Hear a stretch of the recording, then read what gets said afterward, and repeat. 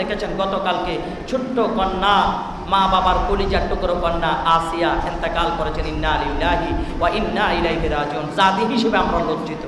আইরে মুসলমান, কত কাপুরুষ হয়ে গেছে। আলহামদুলিল্লাহ, গতবার প্রায় 5 জন ছিল। আল্লাহর মেহেরবানি, ইতিকাফের জন্য প্রস্তুতি গ্রহণ করেন। দেখি এইবারে আরো বাড়ে নাকি কমে।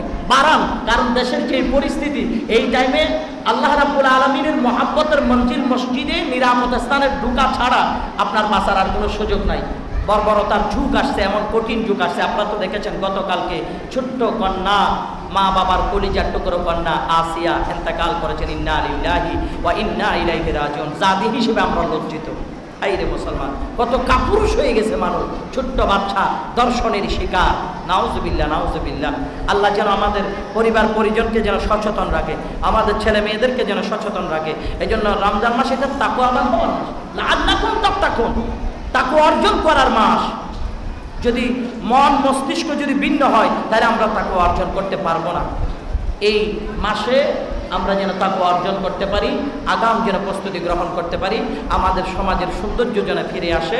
বিশেষ করে এই মাসে একজন অপরজনের সাথে ঝগড়া করা একটু বন্ধ করেন। অনেক সময় ধরেন আপনাকে কেউ মন্দ কথা বলেছেন, আপনি তার সাথে বিপরীত মন্দ জবাব না দিয়ে ওনাকে বলেন, রাসূলের হাদিস, ওনাকে বলেন যে আমি রোজাদার রে ভাই, আমাকে মন্দ বলিও না। এভাবে একজন অপরজনকে